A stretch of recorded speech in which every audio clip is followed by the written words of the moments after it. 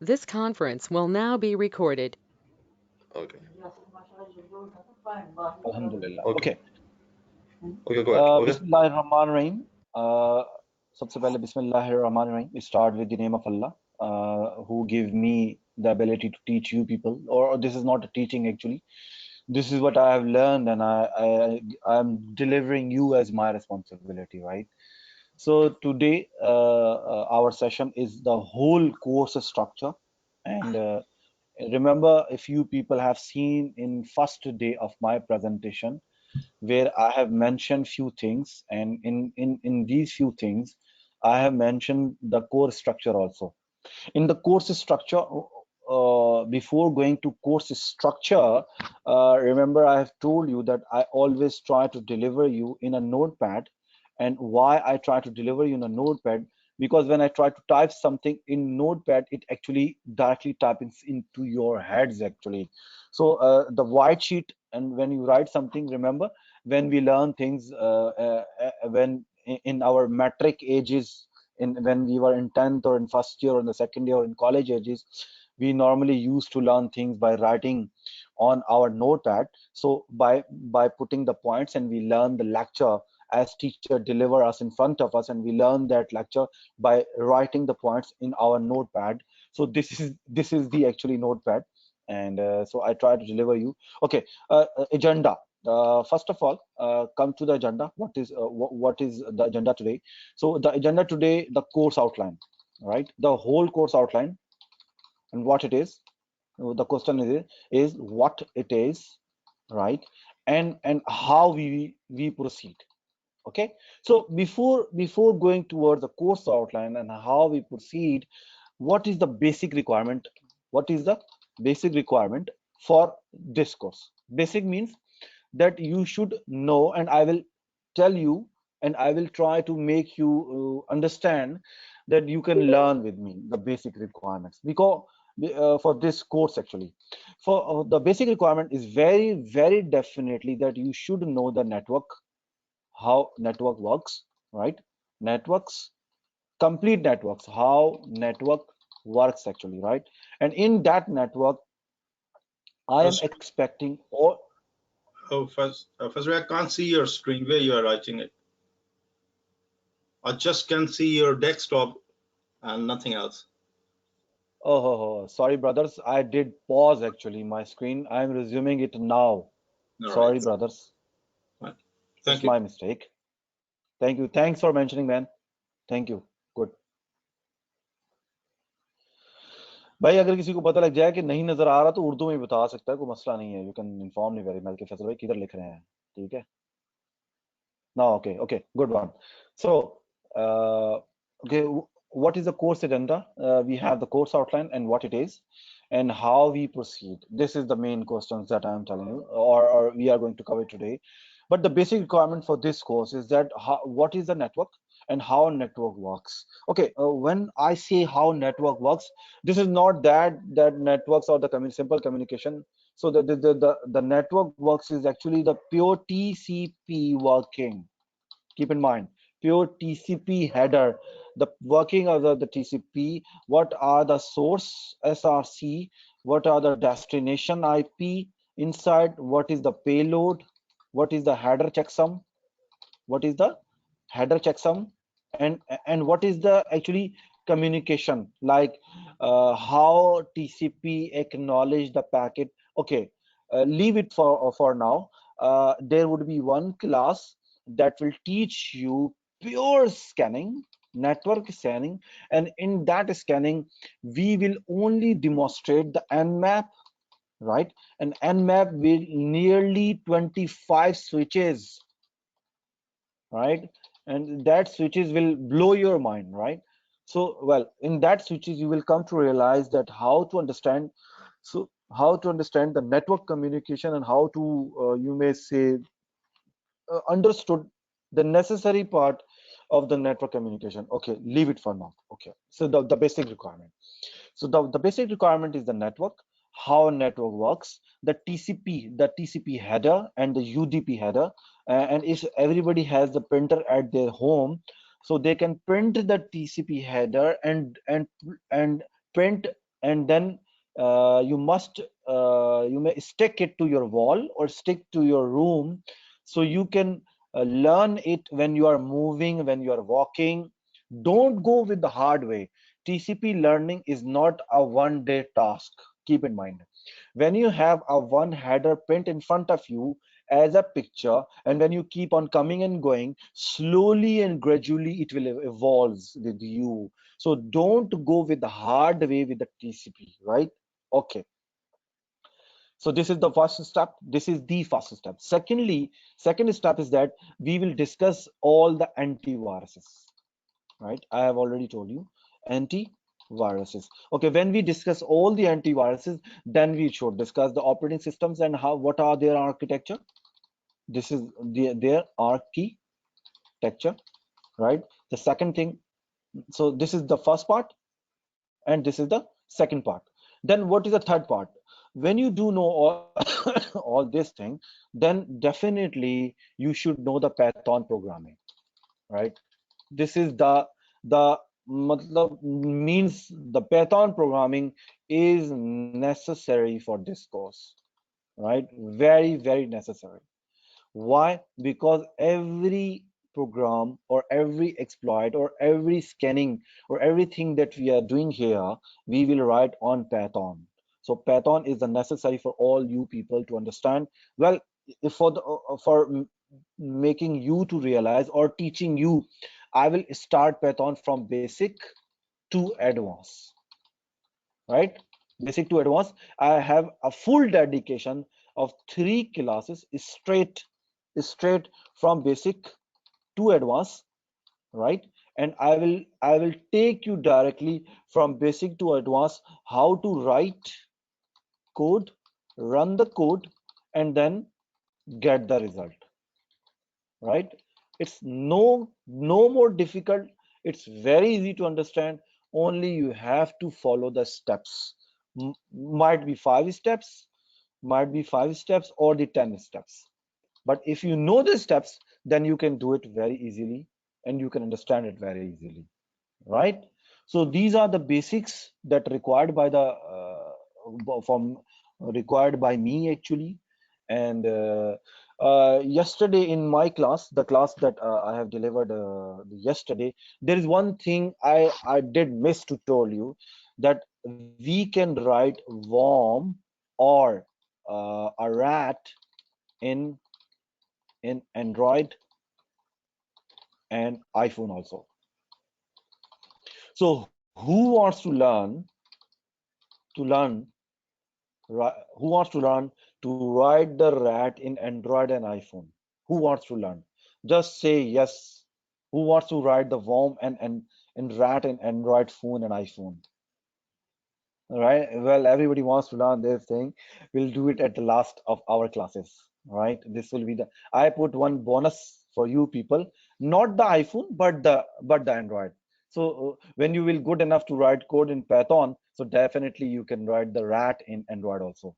So this will be the last of our part. Okay. So these are the basic steps I want you to understand very clear. I want you to learn it by heart, especially the TCP header and then the Python programming. So we will discuss in between antiviruses and their architecture, what are their behavior. So I have, okay, what I have made my own notes on all these things. There is nothing notes exist on internet. Yes, definitely I have learned collect the words from internet but I have compiled all of them, and I did too much work on that for you people, so you can learn it very clearly. So there are nearly 50 to 60 slides we have, right? 50 slides, and all these slides are a step-by-step process of learning something. Suppose learning something before going towards mentioning the project. Steps means, suppose if you want to, suppose you have abc.com, right? Something like HTTP, and you have abtc.com. What are the steps to penetration testing? What are the penetration testing steps to abc.com? Can anybody tell me or type for me? So I can tell you what would be the steps of the penetration testing, because if you know the steps, then everybody can do the penetration testing very easily. So just say yes or no if somebody don't know. So my point is mentioning is the steps to learn something, not the penetration testing, right? So you people know the steps of the penetration testing, yes or no? What, nobody says anything? Little bit, okay. So what would you say, gathering information? How? Tell me specifics. What are the steps? What would I do to penetration? So it means when I try to penetrate, then I have an IP and then I have a DNS name, right? Okay. Then that website would be on what? A web server. Okay. Then there would be a technology. No, low G. Technology could be a WordPress. Remember, a WordPress or a PHP or Java or .NET like IAS or Apache server. Remember? Yes, who is good one? When you do so when you do it this way, so this is the basic gathering of the stuff. So when you do this, then you do nmap script based injection, right? Then you go with the burp suite. Verb suite is pure XSS cross-site scripting, right? So these are the simple steps. These are the very, very simple steps. On Nmap to scan a website, there are nearly 35 to 500 scripts, right? How many? 35 to 500 scripts, right? So we will not fire every script. We will fire only for HTTP. We will find the scripts that are for HTTP. So should I show you now what are the Nmap collective strips and where they reside, where they exist? अभी बताऊं आप लोगों को कि Nmap के script कहाँ होते हैं, where they reside? Should I tell you now so you can have the collection? So where the Nmap scripts exist? Do you people know or not? Yes. No. Appa said no. Okay. Ahmed said no. Wasim, you know. Alam, no. Rizwan, you know. Please let us know. Okay. Okay. Just go and type something here. The google.com and type here nmap nse script collection. Right.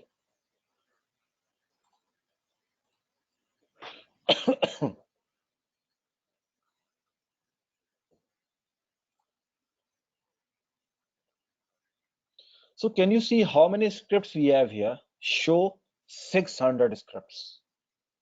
So in these scripts, we have authentication attack, we have exploit, we have intrusion, we have malware, we have version detection of all the operating system. Okay, then I am going to click on the show 600. Now see 600.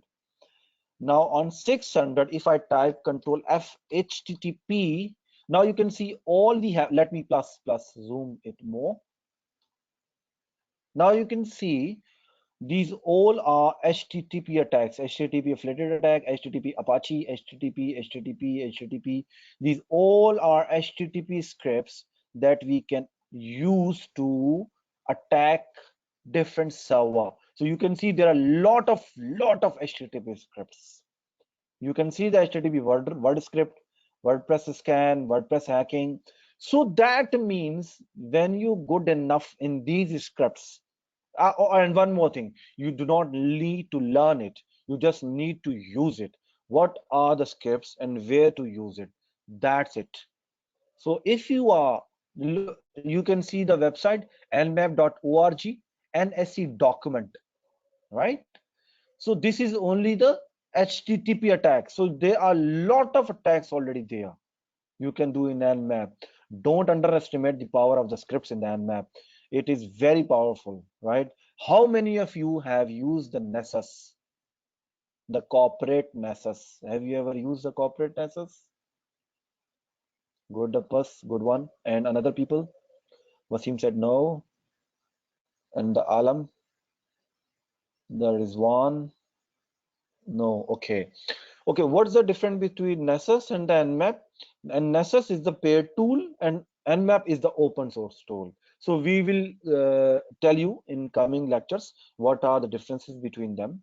So now come to the point where I was and where I was telling you what we need to learn and what our objectives to learn upon.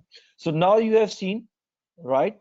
All of you people have seen the Nmaps collective scripts. I hope you people are satisfied where the scripts are and where they reside and how to use them. So definitely we will come to know. Buff suit is a different scenario, and cross-site scripting is the basic part of the buff suit, right? So what did we come to know? We come to realize what was our point. Our point was the steps to do something. So my point or the steps was to do penetration testing in a website. Now in a few seconds everybody can penetration testing to a website. I think everybody can do it now, right? Say yes, you can do it. So why I'm asking you to say yes means when you have the steps in your hand to do something, you can do even by learning from internet or even learning from a book or from a many books. No, you can do Rizwan. You can do penetration testing on a website if you have the steps in your hand, my dear. If I teach you to do one thing, that go and learn this, and these are the steps, then you have the penetration testing capability to a website, my dear. It's nothing beyond all this thing. Remember, keep in mind, there is no penetration testing is beyond this thing. No, for a website. That's it. So now you understood the penetration testing of a website. What if I ask you to do penetration testing of an IP? Then what's the difference between the website and the IP? Suppose you have got whatever, suppose 184.100.235.21. Suppose you have this IP. What is the difference, or what would be the steps, or what would be the difference between the website and the IP? Just tell me one thing. Static I, yes, good. Same, no, not same.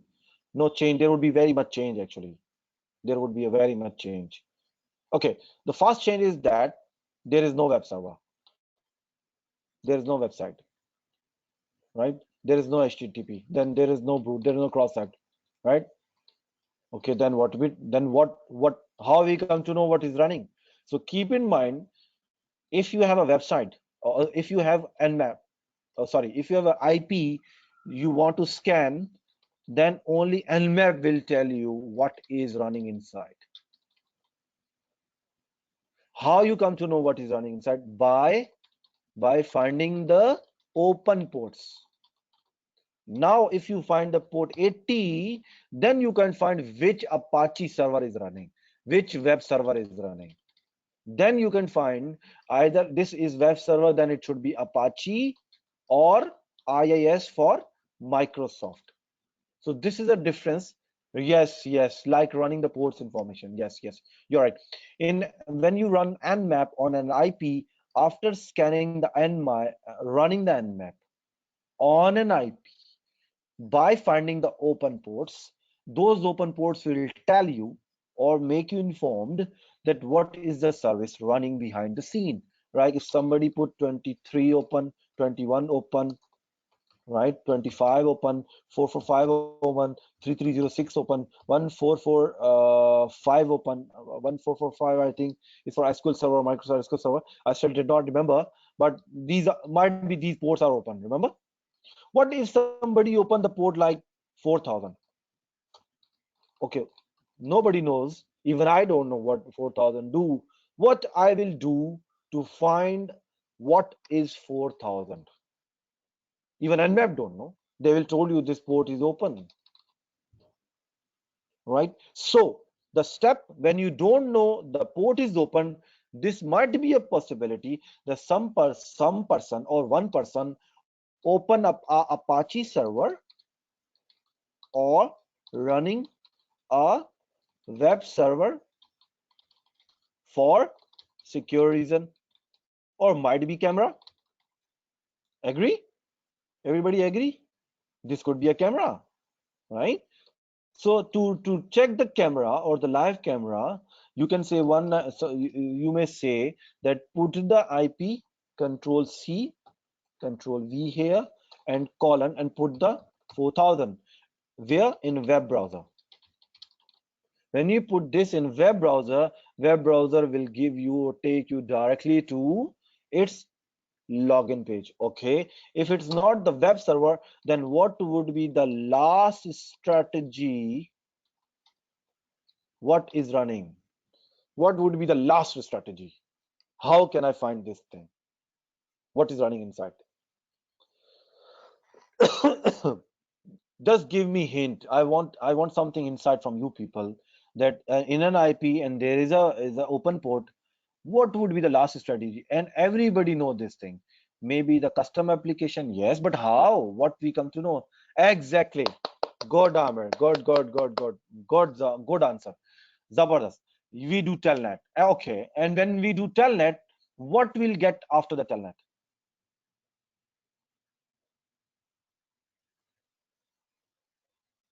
No, not user, not password. No, log banner. We will have banner. Banner will tell you before login attempt, there must be a banner. There is always a banner. Yes, there is a login password, but there is always a banner also, right? If there is no banner and you directly prompted a user ID a password, then you can say there is a very secure channel inside. Yes, you are right. Yes, Zabardast. This is great answer from the Amir. Yes, we'll do the telnet. Finally, the last resort of everything, we'll do the telnet, and then we can find it what's running inside. Good. So now you know how to do penetration testing on an IP. Now everybody can do penetration testing. Agree? Right? So now you see how I delivers you things to understand that the most difficult things in your head becomes very easy to do, to perform, to become the professional.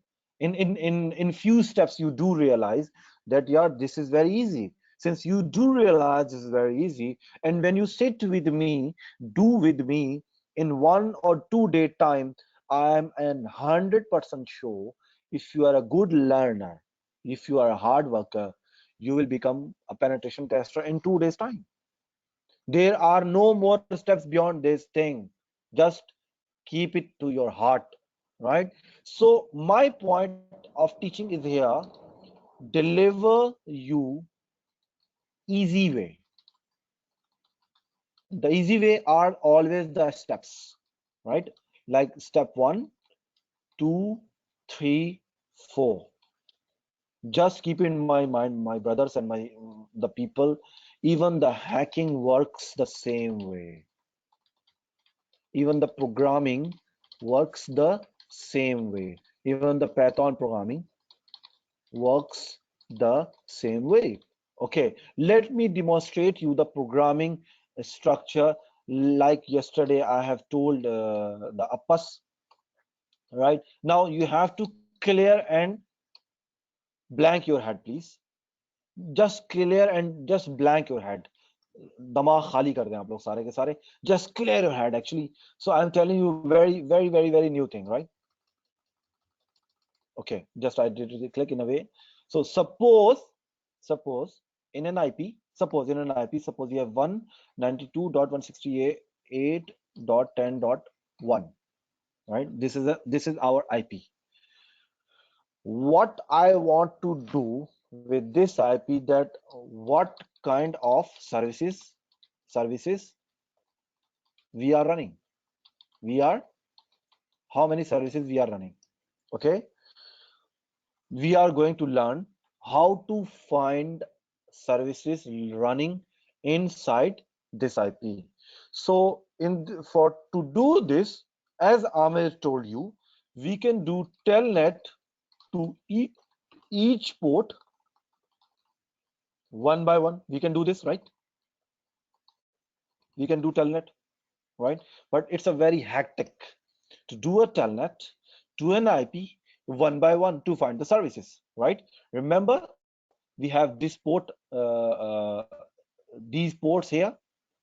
So what would happen if I would do telnet to this port, to this IP on these ports one by one, and this would be very hectic, because if port is open, it will get connected, and if port is not open, it will not connected. Then you will be like this port is not open, but you have to type a long, very much code.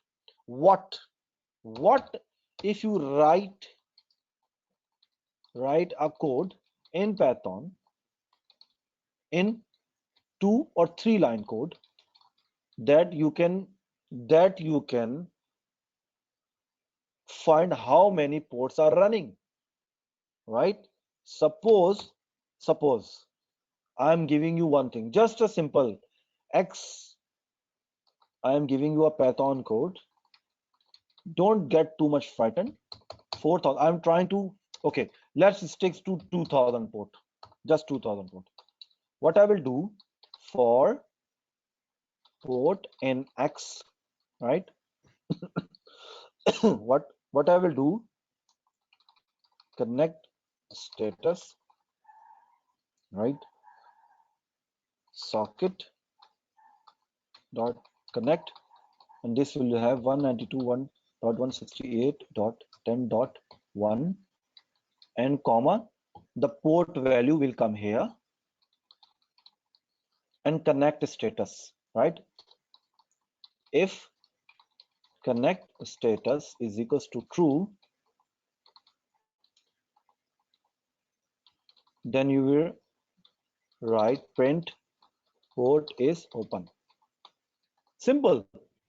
Now you see what I did.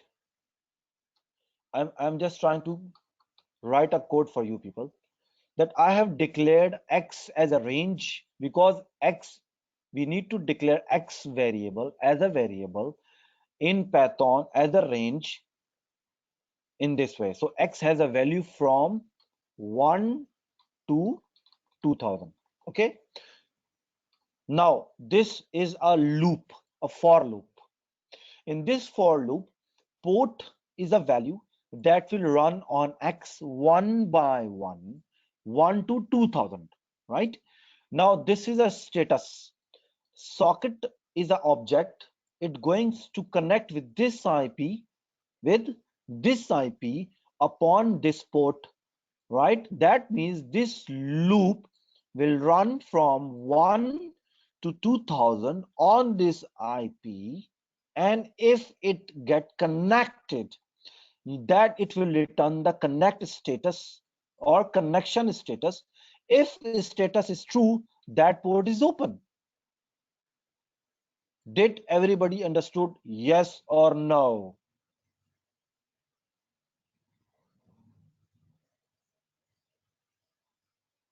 Good. So my dear, you have right the port scanning, my dear.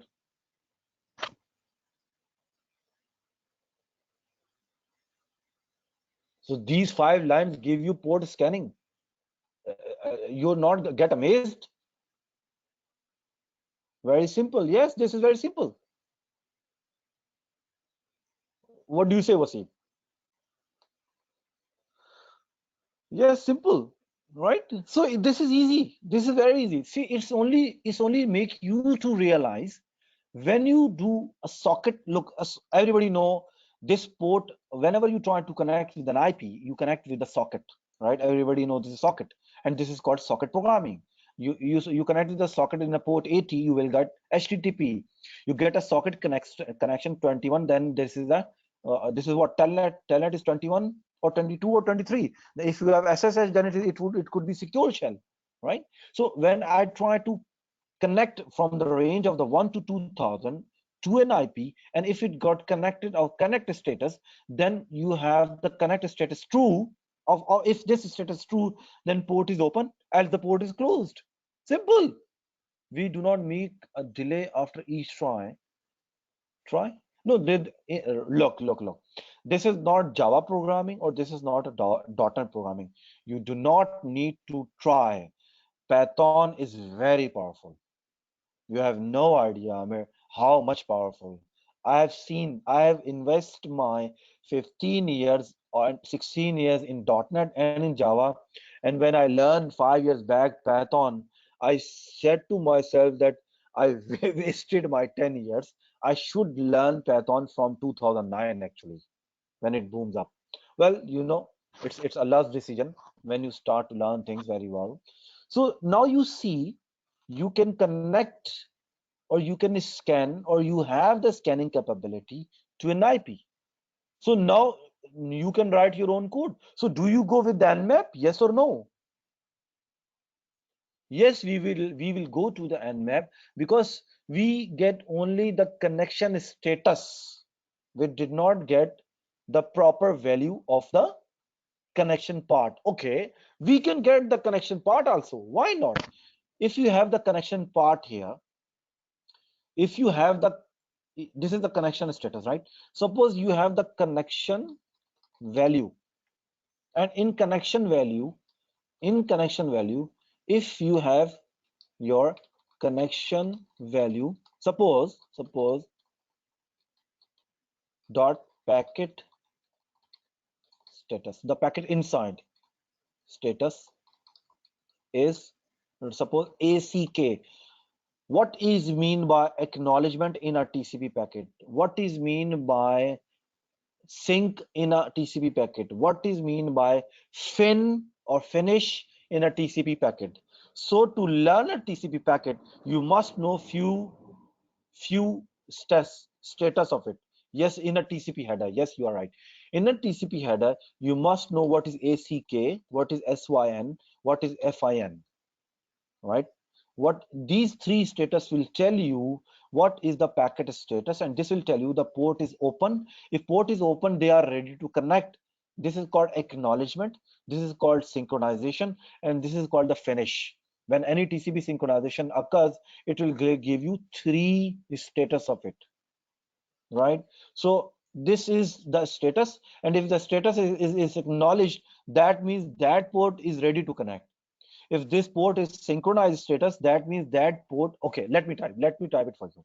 Let me type it for you. Now this is the pure Nmap box. If it is acknowledgement, that means it is ready to connect, right?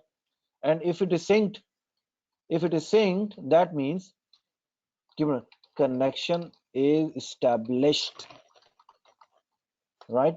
And if it is finished, connection is closed. You are kicked out of somewhere. Remember, when you have some connection with any user ID and password, it suddenly finds and tells you your connection has been disconnected and you have time out the process. Who will kick you back? The finished packet will kick you back. Finished packet structure kicks you to disconnect you. The TCP synchronizer. Right now you see, the more grind I will learn the TCP header, the more it for me to easily to write a code as an scanner. I hope you people agree with it, right? So this is the easy way to understand these things.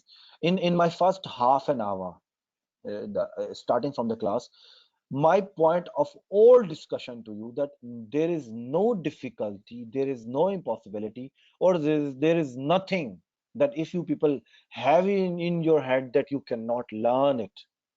It is up to the teacher and it is up to the learner that they can learn it very easily, right? So following the steps, you can do everything, right? Agree? So this was the whole starting discussion. So I am just warning this discussion and I'm going towards my course topic. So this point to share with you all of the people, all these things, is just try to make you realize that there is nothing impossible. You can learn it very easily, right? So I'm winding up it now. So I'm closing it, the notepad, and I'm directly jumping into my course content. And this is very brief introduction. Don't miss it, and definitely have this lecture that I'm going to tell you now, and you must have recording of this today, right? Because after this I will not discuss the course content. I will directly jump into the course content, what we are going to learn, right? So in the introduction, there must be some introduction, definitely. Then we have MAC address changer. Okay, now discuss with me what is the MAC address and how, how it will behave in practical manner. Can anybody tell me how we can have the MAC address, or can we change the MAC address, and why we have the MAC address actually? Why we require the MAC address?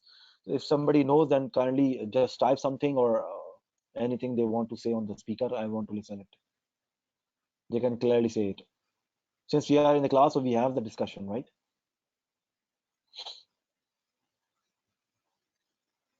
Yes, the MAC address is like, for the network interface card, it has a unique MAC address, each and every unique interface. So that will have like the product MAC information as well as the other information as well, the hexadecimal bit.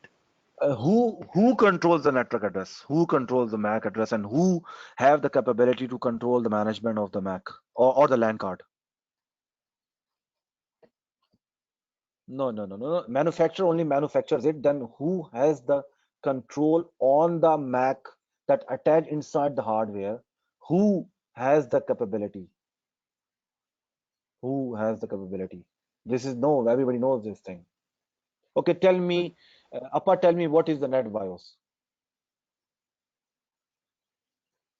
No, little bit, but I need to study again. What is the net BIOS?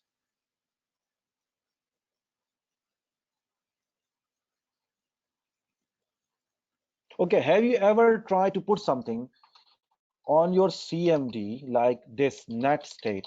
Have you ever tried to do this? Okay, what is this net state? What is this net state? Tell me, what is net state? Yes, It Wasim, will kindly please tell me what. it will give you for the all the established connection and timeout and But okay, okay, then who is managing? Okay, yes, we know, but who is managing this? uh, Leave it, Appa, you leave it. Let me discuss with the Wasim. Yes, Wasim, you told me. Who managing this?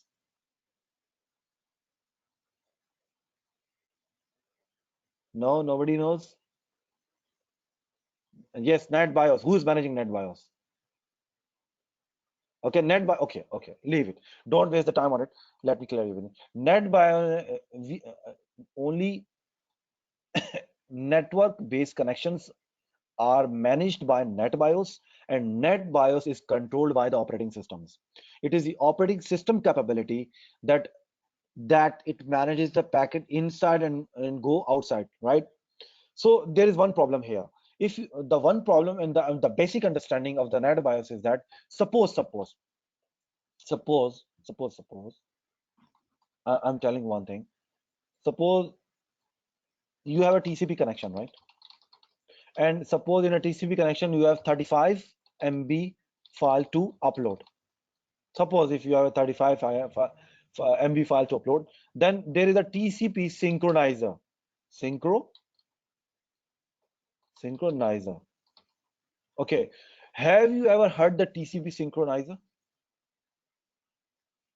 No. Okay. The TCP synchronizer works in a very strong pattern. Listen it very carefully. TCP synchronizer is a capability that it comes to realize when a connection is established from a source to destination, and when source sends a 10 kilobyte packet, 10 kilobyte packet in 1 second, then next packet will be 20 kilobyte. If it is 1 second, then it will increase the packet to double it. Then it will be 40 kilobyte. If it is again 1 second, then it will again double it to 80 kilobyte, right? So it will gracefully restart the packet response or packet size upon the time response. This is totally depend upon the response time. Response time, because the packet you are sending reaches the acknowledgement exactly in 1 second that this has been reached. So have you ever know the TCP three-way handshake? How many of you know TCP three-way handshake? Appa say yes. Wasim say yes. Okay, then good one. Okay, so in a TCP three-way handshake, when you send a packet to a destination always acknowledges. Everybody knows this thing. But when this acknowledgement comes up, so TCP start putting more packet inside, more value inside. So until unless it reaches your bandwidth limit. Remember the bandwidth limit, right? And when it reaches the bandwidth limit, it did not cross the bandwidth limit. So this is the TCP synchronization. This is one thing. And TCP is controlled by NetBIOS, right? And why I am sharing this, because keep in mind when packet comes and goes, there is always IP header and the packet signature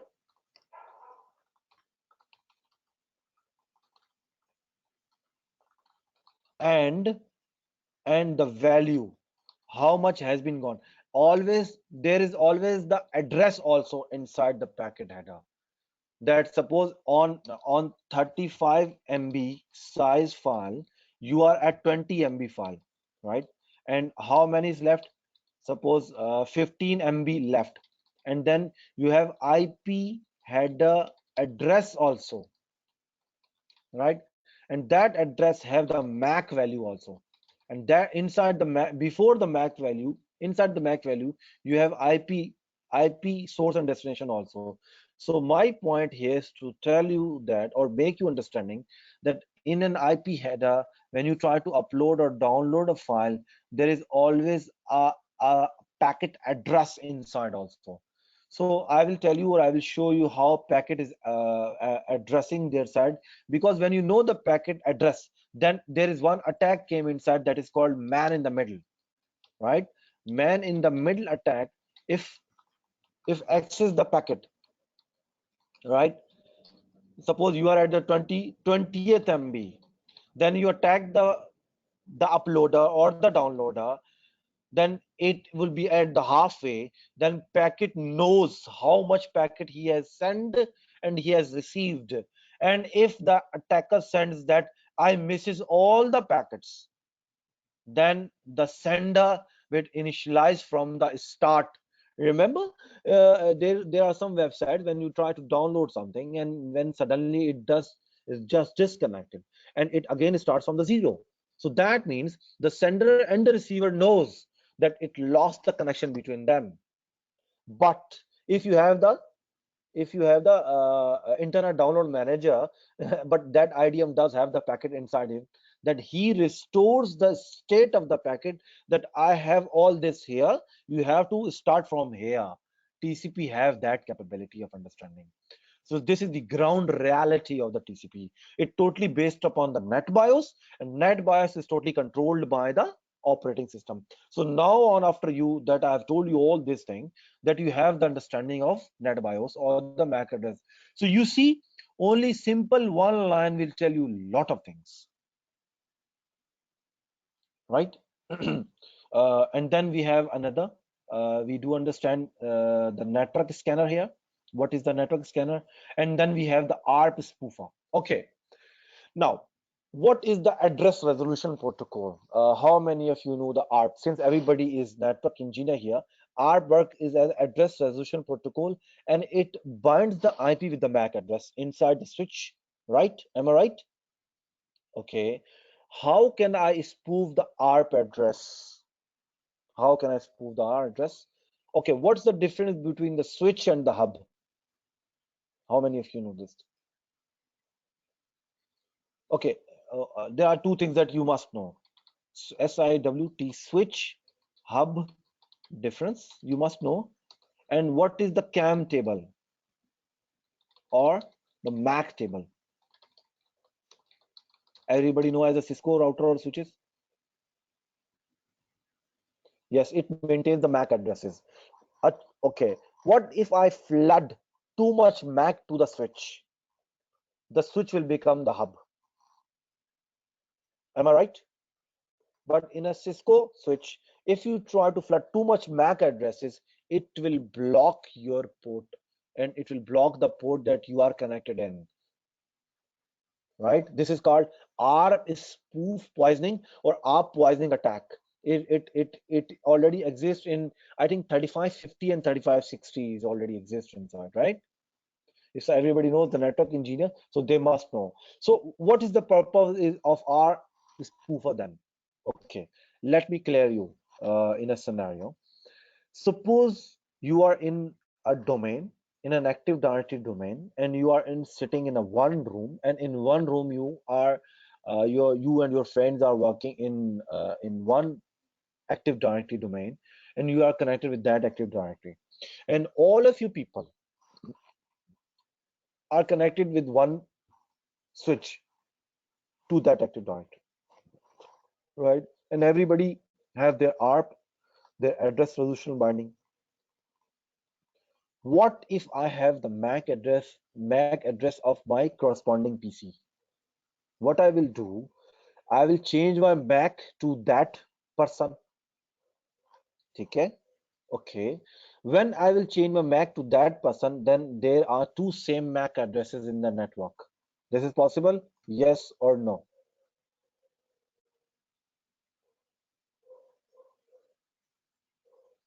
Can we have two same MAC addresses in the switch, in the network domain? Yes, we have, but security devices will alarm it. Suppose if we have, don't talk about the security devices. Yeah, if we have, then it will send the packet each time to two destination. Yes or no?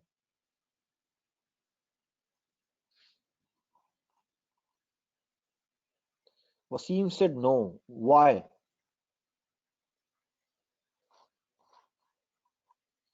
Why?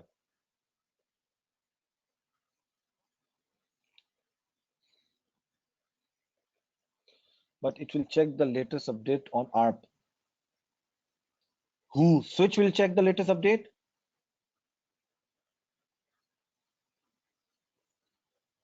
Okay, I'm going to, okay, yeah, leave it. I'm not going to make it too much complicated because things will go too much complicated in the ARP spoofer attack, because this is very easy and very easy to understand. So leave it for the for the next day. So I'll show you now. Actually, we have on 1 second.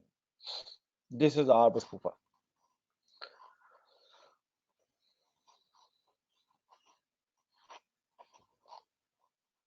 So everybody can see it very clearly in my front window. So first we will understand what is ARP spoofing. Then we will say redirecting the flow of the packets in a network using ARP spoof, creating an ARP response, sending an ARP responses, extracting MAC addresses from responses, ARP spoofen detector. Then we will detect ARP spoofer, running Python program on Windows, capturing, analyzing ARP responses, and detecting ARP spoofing attack. Now you see in this course outline, we are creating ARP spoofer and we are protecting people from ARP spoofer. You do realize here that you see we are first creating the ARP spoofer and then we are detecting it, right? So can switch do this? No, no switch cannot do this. Keep in mind. So this is the course content of the ARP spoofer. So we are writing the code with the ARP spoofer. We are creating the ARP spoofer and we are detecting it, then ARP spoofer, right? Now we have another is the packet sniffer. Okay, everybody knows the packet sniffer. It's very easy. How many of you work with the Wireshark? How many of you work with the Wireshark? Wasim, did you work with the Wireshark? Yes, TCP down. Yes, it's good enough. Yes. Okay. How many of you know the promiscuous mode of the network card?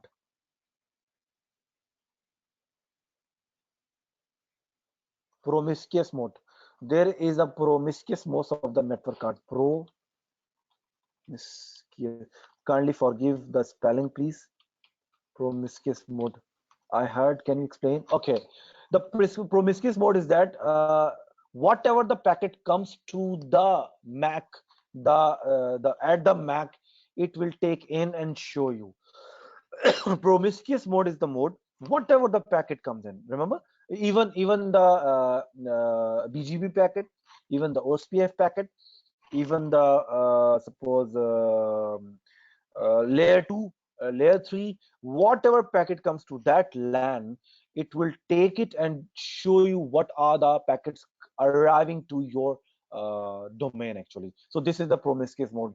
Otherwise it will not understand the packet beyond the TCP. So did you understood, Apas? Okay, so what was the packet sniffer? The Wireshark. So why we are creating the packet sniffer? Well, suppose very clearly, suppose in a network domain, in a network domain, if you are the DHCP broadcaster, then everybody's packet comes to you, right? And you are the DHCP server. And then if you are the DHCP server, so everybody is redirecting packet from you, and you are redirecting packet to their PC, to their domains, or to their services. So that means whatever the packet, you can sniff it and you can analyze it. That's it. So that means you can have the capability of understanding the packet's behavior. So by writing the packet sniffer, the code of the packet sniffer as a Wireshark, you will come to realize that how to make a good profile in a firewall. Just remember one thing: if you are good enough to understand the packet structure, can you make a good profile in a firewall? Yes or no? So you can make a good profile. Yes, good profile of managing the packet and scanning the packet and bringing what's inside the payload. Okay, what is the payload? The payload that carries the data value inside. Currently we have the 7 and the 8 layer firewall, so that can inspect the packet deep within inside. We will discuss it the later, right? So this is the DSCP spoofer. We have same the DNS spoofer, right? Everybody is connected with the DNS server. So we will broadcast our IP as a DNS server. So the people who listen to that, they will be hacked very easily. All right. So leave that thing. Okay. Now, what is the web server hacking and web server injection? Web server hacking is exactly the same that I have told you in my notepad. So you did understand the web server scanning and web server hacking very easily, but we will write the code on it. Let's go to the web server hacking full, what we are teaching here. Let me take you to 1 second.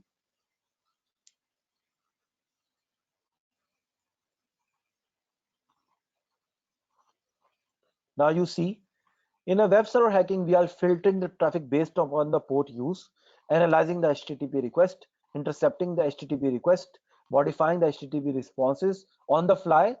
On the fly means when somebody requests the HTTP request, and we can modify and we will respond by according to our responses.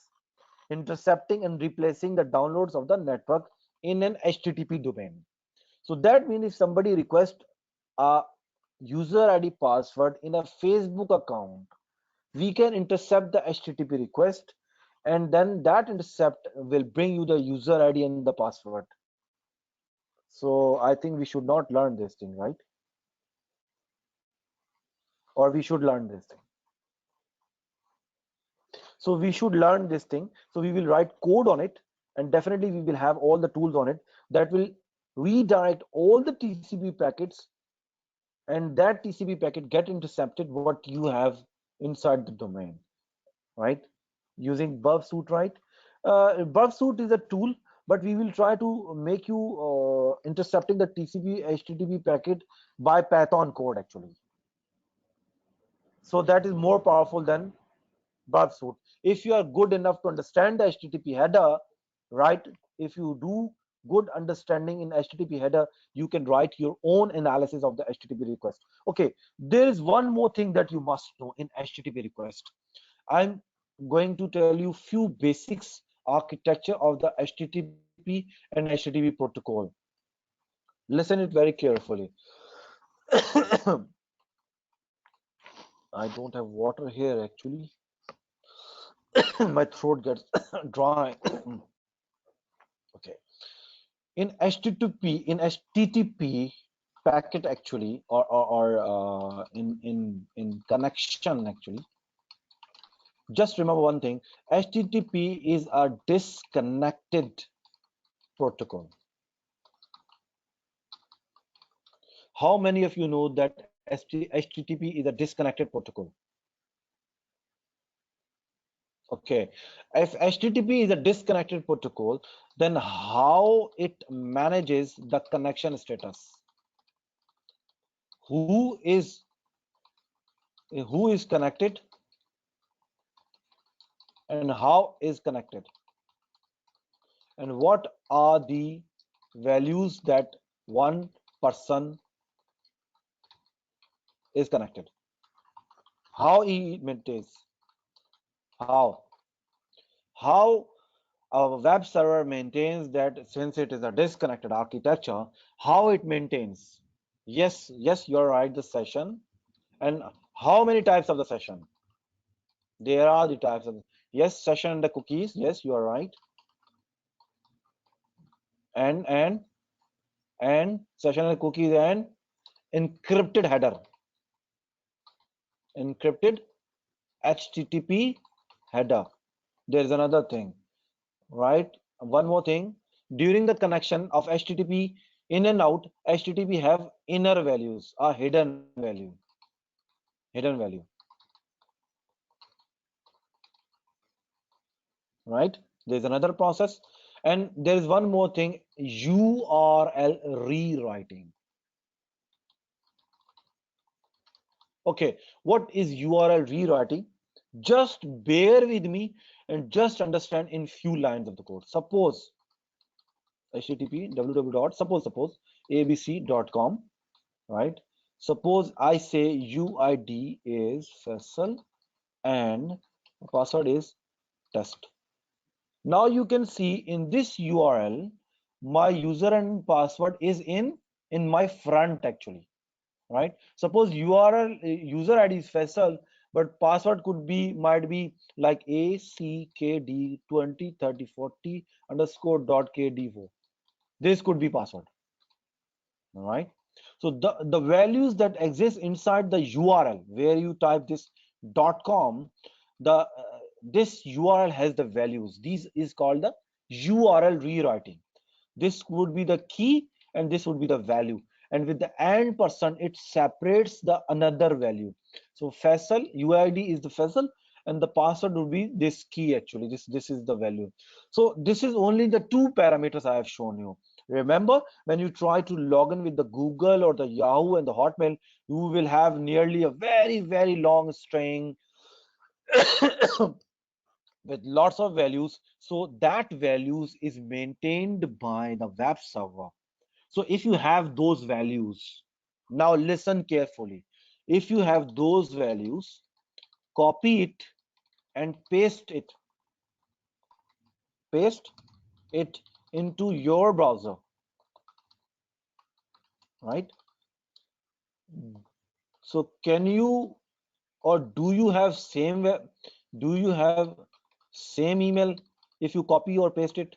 Can anybody tell me? If somebody get logins and he is accessing the email, okay, now if I copy the URL and paste it to my browser, does it work or not? Yes, it will not work. So that means there must be something inside the HTTP header that server is maintaining. It is the machine ID, date and timestamp, and browser, which browser it is using. So by mixing all of this, it makes the unique ID QUE ID, and that is nearly hash encrypted, which is not easy to break. Remember, if you try to access in your bank account from your PC, it will take your all credentials, everything, the machine ID, the browser ID, the URL, the IP, the date, the timestamps, and when it takes that, delivers to the server, and server generates some encrypted value to client side. So when it generates to the client side, then client side can communicate more further by moving to another pages. If I copy that URL and paste to my side, I can never get have the same as response as it is. But if you are in between the HTTP response and GET response, you can do it, yes or no. Remember in the conference, one person asked that if you, I don't know who was that person actually, that if you can encrypt, if you can have in between the request and the response, then you can get the values of the password. Yes, we can do this thing, right? You can redirect the HTTP traffic to you, and then you can find the values from it, the user ID and password from it, right? So this is another understanding of the web server, right? So how to get the HTTP request and how to get the HTTP traffic from inside and outside, right? And modifying the HTTP responses on the fly, you can change somebody's behavior. I hope you got the point, right? Now come to the next. What is the web server induction? Okay, when you come to know the web servers very clearly, then you have the web server to your side. It's a pure development part, pure software engineering part. Because when you develop something inside the web technology, then you can understand it very clearly, right? And what is the web technology? Will definitely teach you what is the web technology, because I will give you some touch of some sort of JavaScript and some sort of HTML programming. You must know what is the JavaScript and the HTML programming. I'm not giving you too much professional on it, but I will show you the code, how things works and how we can behave. Because when you are going to attack on HTTP, then you must know what are the basic HTTP methods. So let me type here. The basic HTTP methods are get, put, delete, post, and what was that, another, trace, and get, put, post, delete, trace, and what was another? There were nearly 5 to 7 methods. So these are called verbose attacks on web server. Somehow, if somebody get misconfigured the browser, the Apache server, the IIS server, you can generate attack on it, right? So we will understand the basic HTTP architecture, the communication architecture, what is going and what is coming, and then we can intercept the architecture, and then we will write the code how to bypass and how to make injection of it.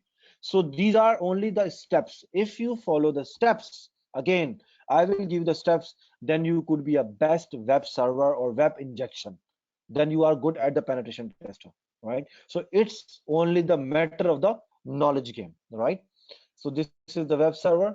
Now, remember the malware writing I've told you tomorrow. I've already shown you. I've shown you the malware on C#. I've shown you the malware on C++.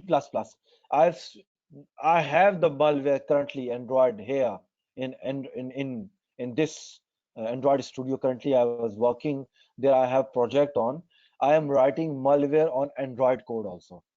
So if you install the application of Android, and I will have your contact number, your SMS, your call logs, your call recording, your surround, and whatever you have on your SD card, I will have by very easily, right? So this is the capability of the worm writing, and this is for me, it's nothing more than like a play a game, because I'm doing it since a long time, right? So I hope you will learn it, but I think you do not want to learn it, right? So writing a malware is the next part. So this is the malware, and I've told you already. I've already shown you the malwares also. So what does the malware do, right? Malware will pick your key logs, malware pick your screencast, malware pick your drives, malware will pick your internal services, and malware pick your all the hardware, what is inside your hardware, one by one, right? And if they can find everything, then there is nothing hidden from inside, because whatever password you type, malware will have it. Whatever password you store in your browser, malware will have it. Okay, one more thing. What is phishing attack? How many of you know the phishing attack?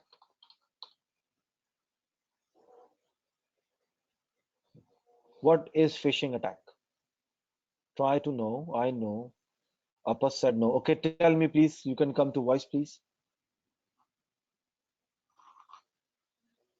Phishing attack is like, that will be giving for the web link to to victim has to click that web link and to get that, like to install silently for like kind of malwares to hacker get that, the information, whatever they created based on that malware script or something. Like Yes, it will yes. give, But we look, may look, get look. it over. This has become very complicated. Let me ease you in a very, very simple way. Suppose Rizwan said sending an email and encouraging to get a fake link. Exactly. But that fake link is not a fake link. That is a very original link, right? And when you click the open, it will open inside the browser.